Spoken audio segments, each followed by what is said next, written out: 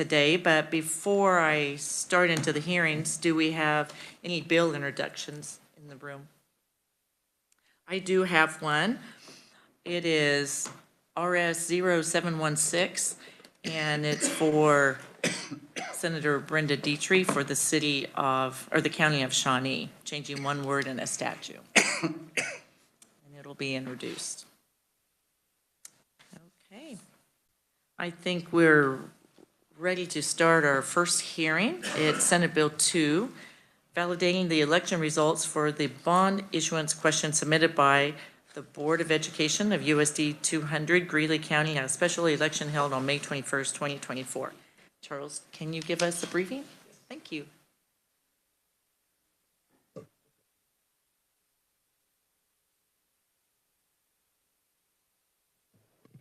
Thank you, Madam Chair, members of the committee. So I've submitted a bill brief. It's in your shared drive. Senate Bill 2 really is fairly straightforward. It approves the results of an election by the voters of Greeley County, USD School District 200, that was held in May of last year, that authorized the school board to issue general obligation bonds for the purpose of improving school facilities in an amount not to exceed $4.6 million. This bill sort of follows a format that we see in the statutes where the legislature has often approved elections for property taxes by counties. So this is kind of a similar format. If enacted, this would become effective upon publication in the Kansas Register. Thank you, Charles. Any questions for the reviser? Okay, I see none. Thank you very much. We have only proponents for this bill, and first up is Clayton Barker, Kansas Deputy Secretary of State. Welcome, Clay. Thank you, Madam Chair. Clay Barker, General Counsel for the Kansas Secretary of State. We're a supporter of this bill, which would validate the results of the May 2024 bond election for USB 200 in Greeley County. Generally, two reasons. One is that Kansas, since 1861, and in the statute that applies to the question submitted was 1987, has applied a doctrine called the will of the people doctrine, which means it'll excuse minor imperfections in elections and validate the results. And I'm going to just read the language of the statute. It's the only part of my testimony I'll read. Notwithstanding the fact that the provisions of law may not have been fully complied with in noticing and conducting a question submitted election, and so that the real will of the people will not be defeated by any technical irregularity of any officer, whenever the greater number of votes were in favor of the question submitted, the question shall be deemed to have carried. So that's a long-standing doctrine in Kansas, and we think that alone means this probably should have been approved. And it's a cousin of a similar theory that's applied in Kansas. That Kansas is a voter intent state, unlike other states. And what that means is if the instructions say fill in the oval, in some states, if you don't fill in the oval, your vote doesn't count. In Kansas, if you circle the oval, circle the name, put an arrow, we still go through the process of counting it if you can figure out what a reasonable voter intended. The second reason is the language of KSA 10-120. So in 2023, the Secretary of State proposed, and some of you who were here then probably remember this very large election bill. And one of the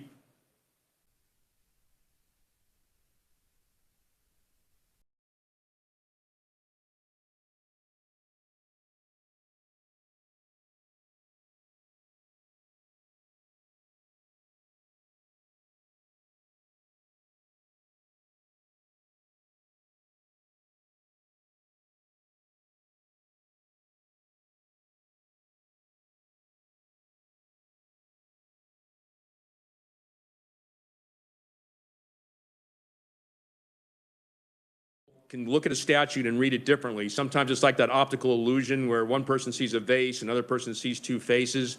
So if intelligent people can read a statute different ways, then we should probably clarify the language. And I suggested something in my testimony. The reviser can probably put something more eloquent in there, that on a website, if available, or something along those lines. And as the reviser mentioned, in other cases, the legislature has ratified similar election results for sales tax, property tax. And with that, Madam Chair, I'll stand for questions if there are any. Thank you, Clay. Do we have questions for Clay? Are you suggesting we have an amendment to this bill that would clarify it, or do you believe the bill as written does the job? Madam Chair, since I'm the initial drafts person, I thought it was clear, but obviously intelligent people read it differently, so I would say we probably should make some clarifying language. I didn't bring an amendment. Okay. I thought it would be a pretty simple fix, but that would prevent problems in the future. All right. I had perhaps work with Charles on that before we work the bill. Okay. Any comments, questions? All right. Well, thank you, Clay. We'll see you again on another hearing, I'm sure. All right. Now, we're going to swap it around on the agenda. We're going to have John Nehus, Superintendent of USD 200 Greeley County Schools, up next. Welcome to the committee, John. Thank you for having me. I drove my 5.5 hours in last night to be with you guys. Madam Chair Bowers, members of Senate Committee on Local Government, Transparency and Ethics, I appreciate your time. In some thought process, I'm going to go off the cuff a little bit. I found some irony in some other statutes where Greeley County as a whole doesn't even meet the definition of a third-class city in some newspaper postings. We don't have a total county population of 2,000, when in some bills that have been worked recently or in the past years or had some scrutiny, it defines a third-class city as 2,000 to 4,000, which doesn't meet our county. Today, I'm testifying on behalf of USD 200 Board of Education as proponent of SB 2, which would allow us to proceed with a bond issue to build an ADA-compliant playground, ADA-compliant locker rooms, and a second gym PE space. The bond issue was approved in May of '24. Again, I'm Johnny Hughes. I'm in my 4th year as superintendent and my 10th year total with USD 200 Greeley County Schools. I don't want to hit on some of the stuff he has, so I'll just go a little further. I also found a Kansas Supreme Court note where they previously said an election irregularity will not invalidate an election unless it is shown to have frustrated or to have tended to prevent the free expression or of the elector's intent or to have otherwise misled them. And that's Lambeth versus Levins in 1985. The absence of the post did not meet the statute, but it also did not negate or damage the community's understanding that there was a special election or what it was for. The fact that the county didn't comply with the statute by posting the notice online did not mislead, prevent free expression, or substantially affect the vote outcome, as there was no expectation of it being posted on a site that at best, very few of any of our community members would know needed to exist or viewed on a routine basis. The Greeley County Republican is the official newspaper and notification entity of Greeley County. While I understand that many newspapers face challenges, ours remains vibrant. As a small county, it is straightforward for our supervisors to select an official newspaper, as it is the only operating print newspaper in our county. In fact, the Greeley County Republican is a county tradition since 1887. In Greeley County, the local newspaper is the primary way of connecting with residents and life as we know it. Based on this issue, our county officials have relied on an unofficial website run by community development with no direct access. It led me to a different question as I watched some of the government entities change from ks.leg.org to ks.leg.gov. Should a county have a top domain of .gov to be compliant with a government entity? In Kansas, general elections are signed off by the Secretary of State, while bond elections are reviewed by the Attorney General's office. In all of our general elections, the Secretary of State certified or validated the election. In this case, the Attorney General's office viewed almost identical language differently and did not validate the election. Our county office views the Attorney General's office views almost identical language differently. Our county has not complied with the statutory posting requirement in any election since 2023 as applied by the AG. You could constitute this to mean that there are a number of elected county, school, and city officials that have not met the statute. One could deem or see how we could be deemed an unincorporated county with no local control or authority based on this application. In essence, you have two elected state officials interpreting virtually the same language in two different statutes unequally, creating nothing but confusion for Kansans. The school district did assemble an FAQ document. It was available in print digitally. However, I've advocated for that. I will be forthright and honest and transparent with you. I did find some Attorney General opinions over the weekend while I was doing some extra research where in the past they have not let those documents meet this burden of proof. In the end, I think some of the processes, we don't review elections that are unsuccessful with the same weight or oversight. In this case, we probably haven't reviewed successful elections with the same weight and oversight. What would be the outcome if an election failed or passed, but the county government did not fulfill their required duties? In closing, USD 200 Greeley County School District met all requirements set forth as an entity that were within our control to run the election. Our bond counsel provided all documentation and requirements to the county election office. The district paid to fund the special election through the county election office. Said funding should have ensured all statutory requirements and postings were met. We believe the oversight, omission, or failure of one government entity should not overshadow another who took all the correct steps and did the right thing by self-reporting the issue to the AG's office as soon as we knew. We hope you support Senate Bill 2. I appreciate your time with this matter. Like you, I serve at the will of the public, and I'm eager to move this issue forward as the voters of Greeley County requested. On a side note, I think there may be some questions. This bond was approved in 2024. Therefore, it hits the bond cap last year, not this year, because there is a bond cap issue this year for schools. So there may be questions. I don't believe this is applicable because we are in the last bond cycle as far as approval from the State Board of Education. Thank you, and I'll stand for any questions. Thank you, John. Nicely done. I do see a few questions. Senator Clays. Thank you, Madam Chair, and thank you for coming today. I appreciate it. I support SB2 just on the basic idea that, as you said, it was out of your control. But I know you and Mr. Barker have made a lot of legal arguments here, but I'm not a judge or a lawyer, so I can't say whether they're good or not. Those are just interesting. I mean, for trivia, but just the basic idea that you did everything you could. Leans me to support this. I do have one question, though. Do you know if the county has taken some time out of their day to put up a website since this time? I think to this date, they're still leaning on that community development website. Based on review of minutes and those kind of things, I don't think they've officially adopted it. I have not been to a meeting as the chair of community development as well. I know they haven't sent the request, which we would probably reply with a request for some funding to help maintain and support that website. Senator Fascadot. Thank you, Madam Chair. Thank you for your presentation. And so I have an intern here, Donna Costello, with a nice colored hair there.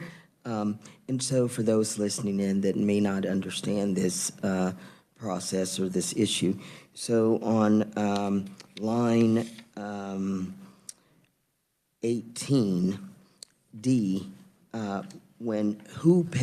who would pay the cost of insurance and interest on the bonds during the construction? That would be the part of the bond process in the school district. We have to insure it through that process.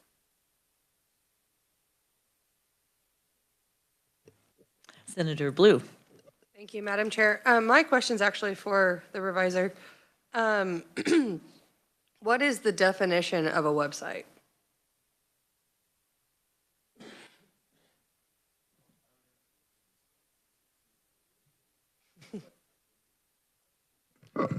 So I could search during committee here and see if there's any definition in the law. I think it's one of those terms maybe, though, that a court would view as, you know, common meaning, you know, what everybody thinks a website is. But I can take a look and see if there's any statutory definition somewhere. Thank you. So my question with that has to deal with, you guys have a county web, or a, remind me, economic development website or community website, and it's paid by taxpayer dollars? I think in essence, it was originally created without it. I don't know what we pay for upkeep. I've never actually seen a bill to maintain our URL. So I think it was bought in perpetuity when it was originally made by a donation from a community member who had left. And so then my other question would be, for instance, could a Twitter page or a Facebook site be a website? So that's kind of what I'm getting at, is what is the definition of a website? And if it's just to create a Facebook page for the county of Greeley, then, so that's why I want to make sure that we can get it clear moving forward. Thank you. Senator Petty, then Senator Clifford. Thank you, Madam Chair. You know, I appreciate this information. It's very detailed and clear, and so it certainly brings forth the information that for the bond, there was a good amount of information that was provided for the citizens that would be voting.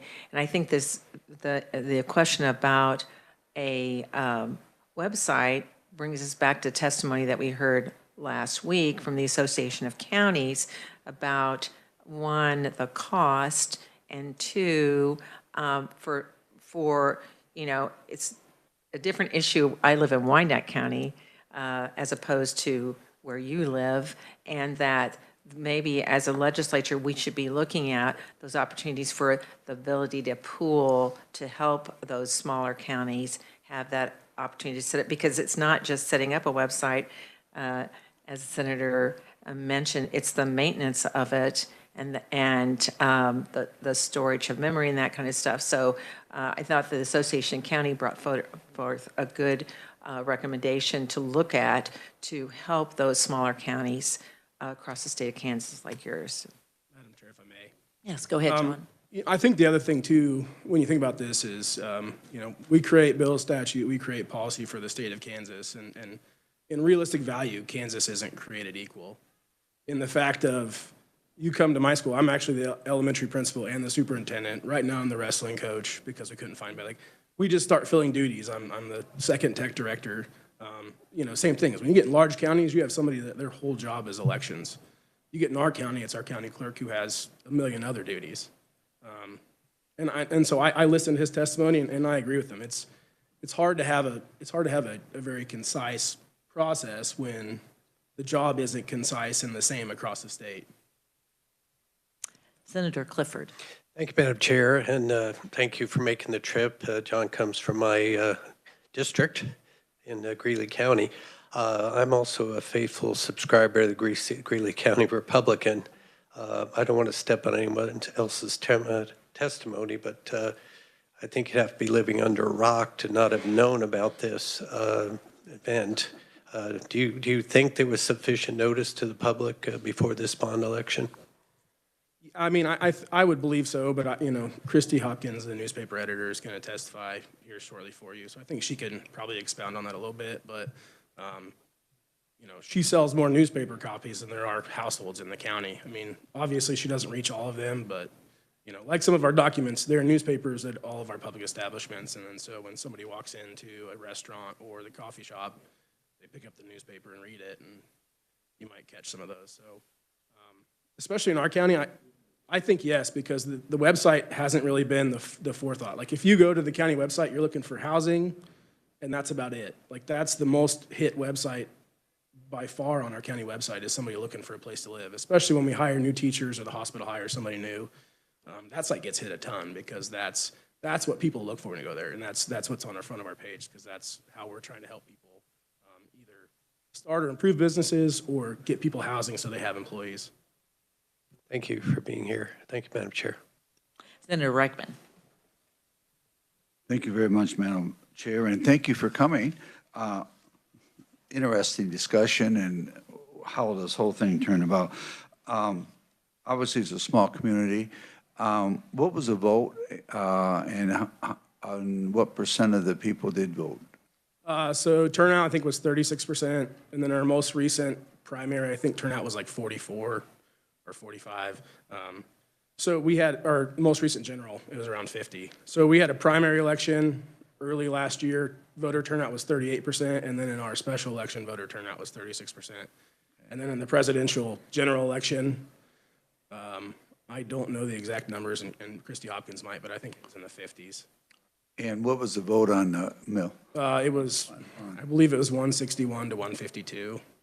I didn't bring that with me today. I could get that for you, but I think that's pretty close. I figured it had been pretty close with the controversy. Thank you. John, I don't see any other questions. Is your motto the Jackrabbits? Yeah, we are the Greeley County Jackrabbits, yes. I see it on your testimony. Well, go Jackrabbits. So thank you. You did a nice job. Thank so, you.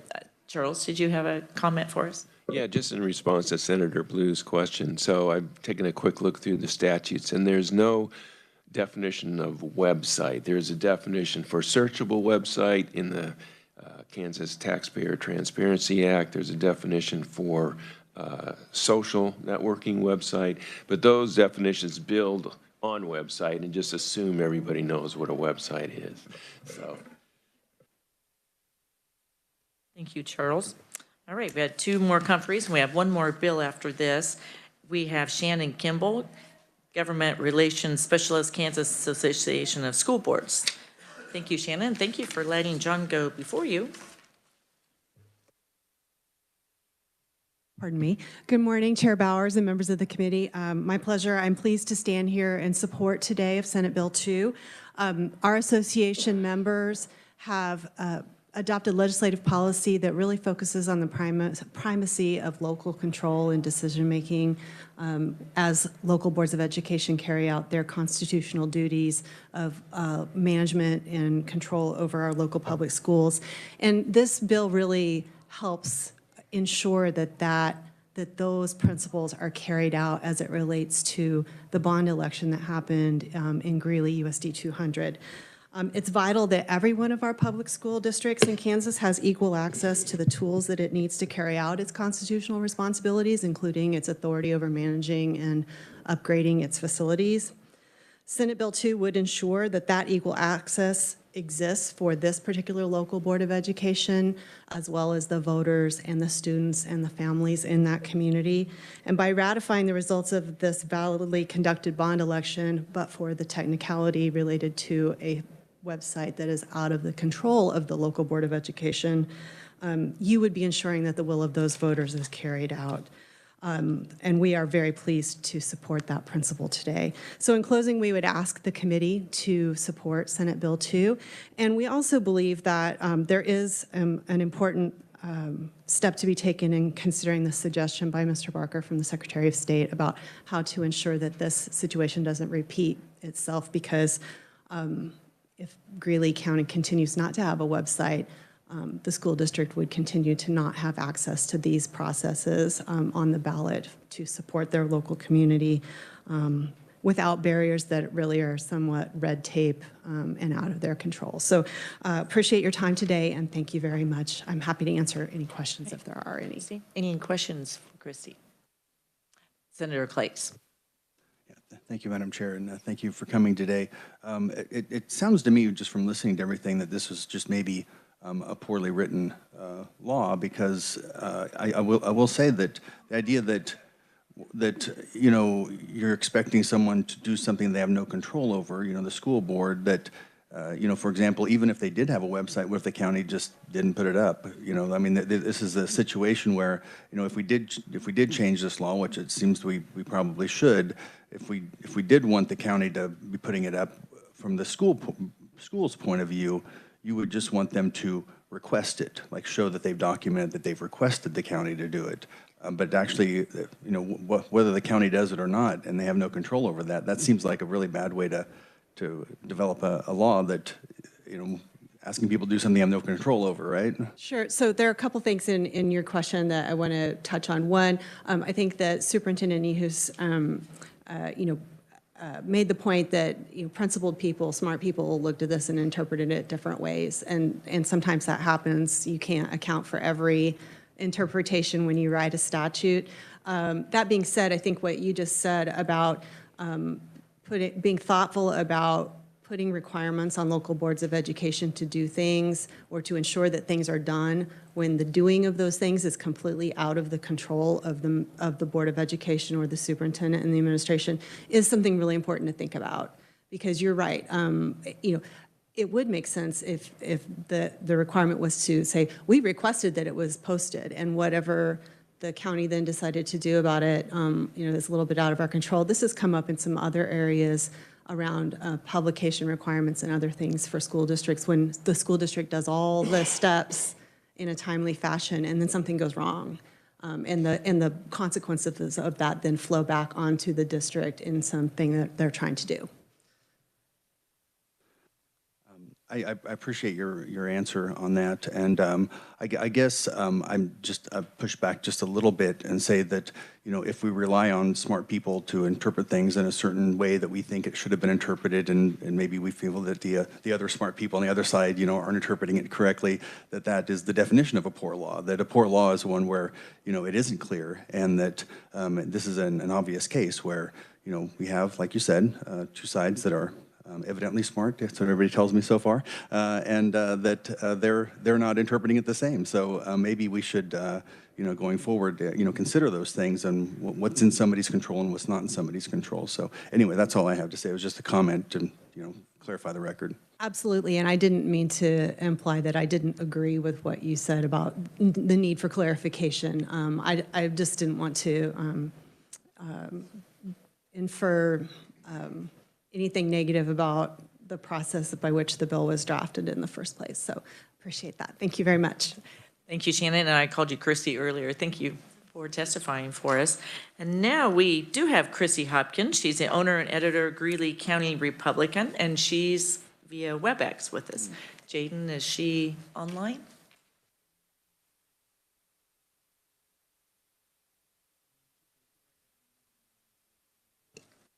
Welcome to the committee, Christy. Jaden tells us you could be muted.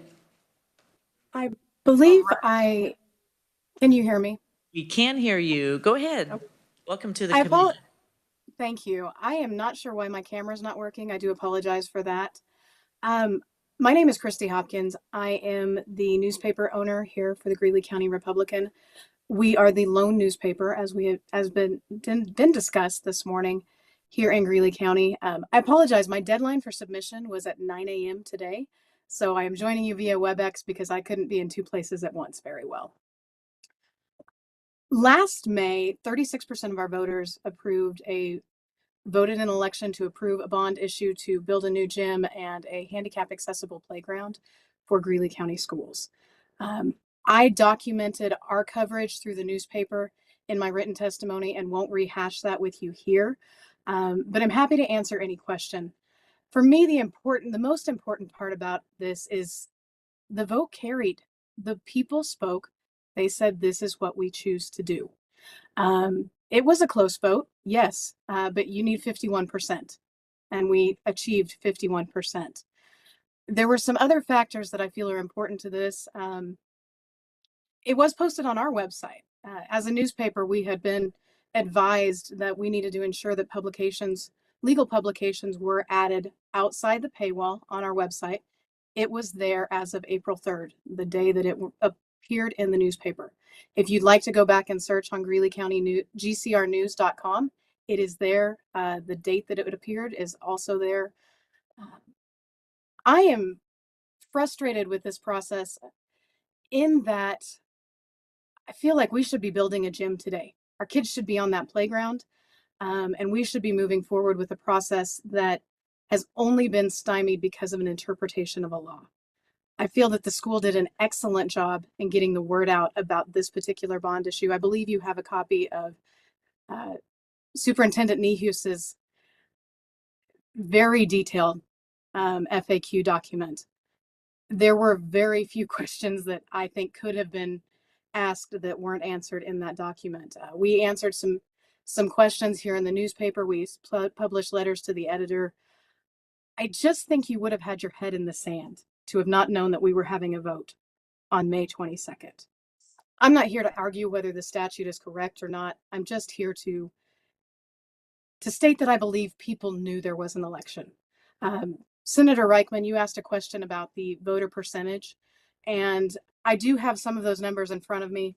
For at least the last 14 years, we've had 3 special elections. The percentages of voters in those elections have ranged from 36 to 38%. So we were right in that same range. And of course, there have been laws and statutes changed in that meantime that would now require us to post information to a website that doesn't exist.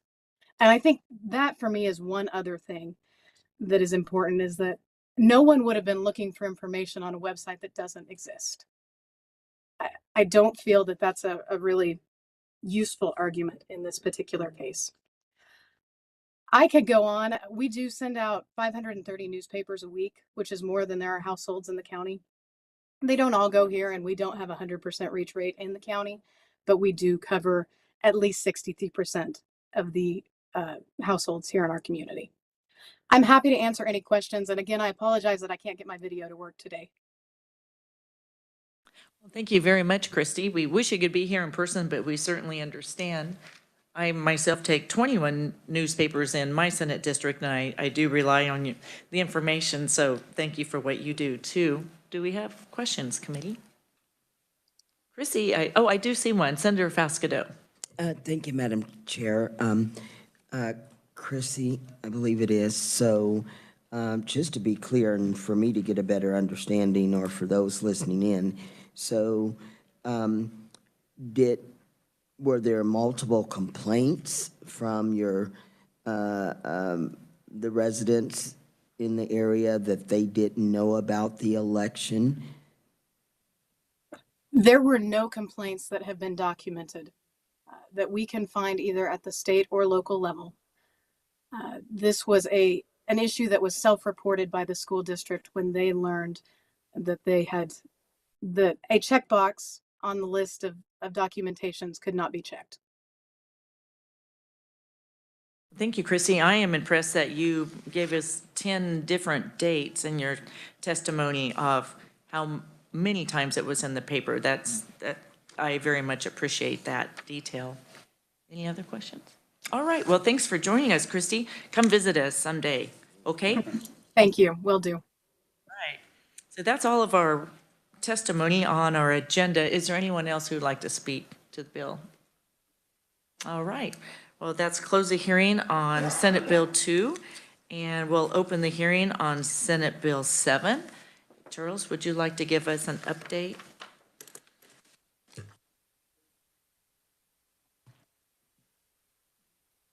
Thank you, Madam Chair, members of the committee.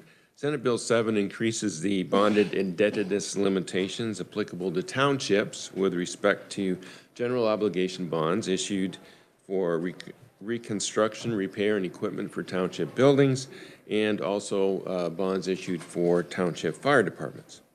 So the first section deals with bonding authority for reconstruction, repair, and equipment of township buildings. Current law limits the bonding amount to 1% of the assessed valuation of tangible property in the township. This bill increases that amount, sort of based on a tiered system based on population. So townships with a population of 5,000 or less are limited to the current limitation of 1% of the assessed value of tangible property within the township. Townships with a population of more than 5,000, up to 10,000, are limited to an amount of up to 5% of the assessed value of tangible property. And townships with a population of more than 10,000 are limited to issuing general obligation bonds in an amount up to 10% of the assessed value of tangible property. With respect to the bonding authority for a fire department, Section 2, again, this is an increase in that authority. Townships have authority to issue bonds for fire departments under current law, and the amount of the bonds in the bill is increased from 0.5% of the assessed value of tangible property to 5%, so a significant increase there. The bond maximum maturity date is also extended from 15 to 20 years, and bonded debt limitations with respect to these bonds for fire departments are made separate from and in addition to any other statutory bonded debt limitations applicable to townships. For example, Section 1. If enacted, the bill would become effective July 1st, 2025. Thank you, Charles. Any questions for Charles? All right. Thank you very much. First up as our proponent is Senator Kenny Titus. Just one. Yes, Charles. Yeah, I was just going to add that if you look at Section 1, there's The new text and the old text is kind of weaved together, and if one isn't familiar with this bill, and probably all of you are, it's kind of difficult upon a first reading to figure out exactly what's changed. So my bill brief has the current law set out is just one paragraph, and then I've also set out what the law would be if the bill was enacted. So you can easily compare that. Thank you very much. Hello, Senator Titus. Your first bill introduced in our committee. I do know that. Thank you, Chairman Bowers, members of the committee. Appreciate the opportunity to testify on Senate Bill 7.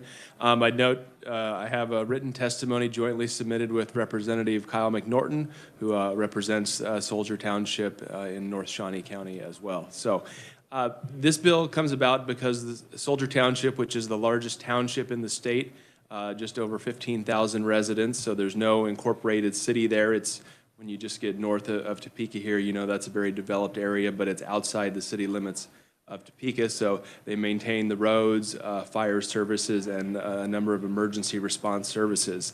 And what's happened is they've provided fire services since 1937 as a township. They've grown quite a lot over the years, and their fire station is 50 years old. So the number of calls, the size of equipment, the number of personnel they maintain, all of that's grown over the years. But the one thing about townships that hasn't changed is the amount of money they can bond for buildings and for fire equipment. So I think there's some interesting history. If we had time to get into it, as a lot of people went the fire district route, which has higher bonding limits, and not having townships provide those services as the role of townships kind of changed over time. But Soldier has a system that works, and now they're looking at a new fire department. They already own the land, but they're capped by statute at bonds of $2.1 million, which was low even before 2020, and given construction costs since then, you know, it's anywhere $6 to $8 million to build a new fire station. So it's not even really on the table. So really the core of this ask here is Representative McNorton and I worked to put together sort of the tiered limits since all of those were pre-World War II bonding limits. They were out of date. So we want to raise all of those up. We wanted to be responsible, so they're linked to population and assessed valuation. And they also require a vote of the public. So that's how the law currently is, and you can't issue the bonds without a vote of the public. So the core here is we just want, the township board would like the opportunity to go to the public, say we can issue bonds for this, and let the public decide if they'd like a new fire station. So we'd like to give them that opportunity, especially given the date of the limitations. And I'd be happy to answer any questions about how we put the structure together. The township is here, can talk about their operations and their specific needs, but if you have structure of the bill or things like that, I'd be happy to speak to how we put it together. Senator Fasquedo. Thank you, Madam Chair. Senator Titus. What was the number that you said that currently you're capped at? It's 1%, and I think with fire you can go up to 1.5%, 0.5%. So a total 1.5%, which would be $2.1 million. And you want it to increase to what? So they would be in the largest category. They would increase, general buildings could go up to 10%, and then everybody that has a fire station could have an additional 5%. All right, thank you, Kenny. I don't see any other questions. Would you like to introduce Representative Kyle behind you? I think he's behind you. Would you like to say anything, Representative, while you're here? We're welcome to our committee. Thank you, Madam Chair. No, I don't want to add anything. I think Senator Titus did a great job. It's important for our community to be able to get a new fire station. And like he said, you know, it's not the board of directors. We're going to leave it up to the citizens of our township to vote on that. So we thought that was extremely important also. So I am intrigued with your idea of the tiered system too. It's a very unique way to look at this. So thank you, Representative, for being with us. Now we have Audrey Guzman on behalf of Soldier Township. Welcome to the committee, Audrey. Good morning, Chair and members of committee. I'm Audrey Guzman from Soldier Township, and I act as the Township Administrator. And as I stated, we are the largest township by population, and we are also by assessed valuation, almost double within Shawnee County, any other township. The tiered system, kind of as we were hearing this morning with the other bill, Kansas isn't a one-size-fits-all. And a lot of townships in the western side of the state, it's like one guy with a road grader, and that's kind of all he does, you know? I came from western side of Kansas, and so when I came over here, it's like, wow, it's a full-time, like we have a full-time fire department, we have a full-time road crew. It's a lot different over here. So it would be, I think, it would be foolish to do a one-size-fits-all bill when our needs here are much different than that of western Kansas. And I think that's the goal here, is to help us best serve our public. We have a continually growing population. When we started our fire department in 1937, the population for us was around 3,000. We had a call volume of about 120. Now we're right around 15,100, and our call volume is 1,200 and growing. So it's clear that we're outgrowing ourselves. We need something to help us be able to serve our needs. And right now, whenever this bill was adopted, the dollar then would now equal 13 of our dollars in this economy. So that 1949 cap just isn't going to do it. So my ask would be for us to take the one-size-fits-all, which I think this tiered system really helps us. There really is a very few number of fire departments that do the full-time department, and most of them are within Shawnee County.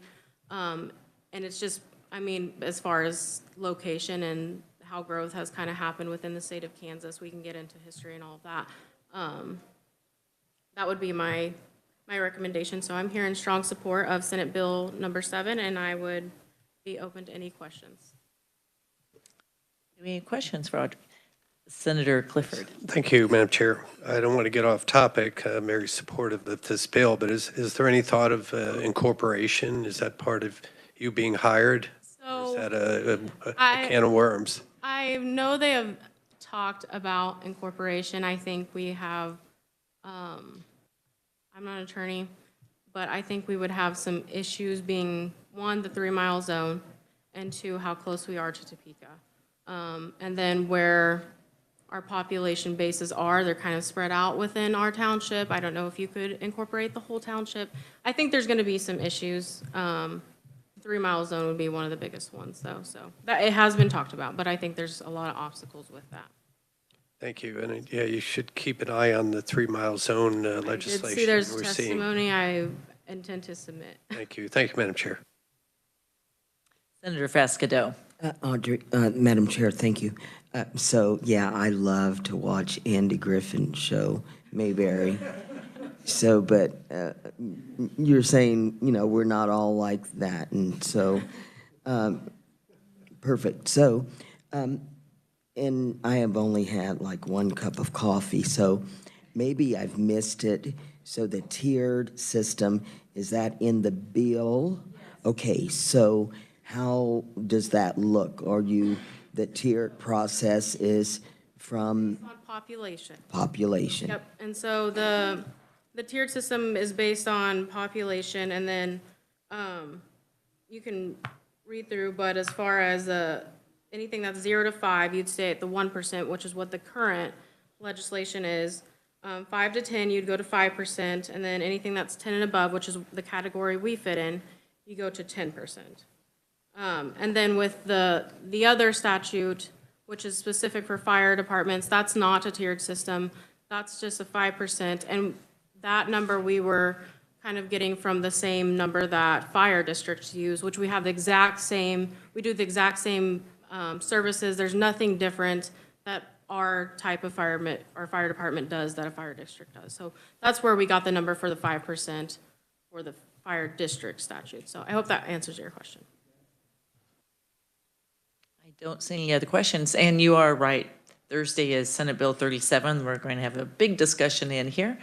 Randy's been gathering lots of testimony it'll be a full day, so we'll hear both sides of that, so. All I right. appreciate you guys, and if you have any other questions, I am here. So. Thank you guys. Thank you, Audrey. Oh, yes, Representative Kyle. Thank you again. To answer Senator Clifford's, the incorporation has been talked about for years. You know, I grew up there. I've lived there my whole life, fourth generation of people, you know, my family from North Topeka. And the incorporation has been talked about many times. If township did incorporate, they would be within the top 25 cities in the state of Kansas. And if they're a city, they would have much higher bonding limits than what they have as a township. Now, some of that would be a little more because of police or something like that. But that has been talked about a lot over the years. It just never has come to fruition. Thank you, Madam. Thank you for that information. Well, that's all the proponents. I see no opponents, no neutrals. Or anyone else like to speak to the bill? All right. We'll close the hearing on Senate Bill 7. And tomorrow, we're going to have a presentation from the Kansas Municipal Utilities, who are in town for the day. And then on Thursday, we do have Senate Bill 37, which the House has a companion bill, I understand, that has a hearing today, I believe. So we'll be learning more about that topic. And there's no other business before the committee. We're adjourned.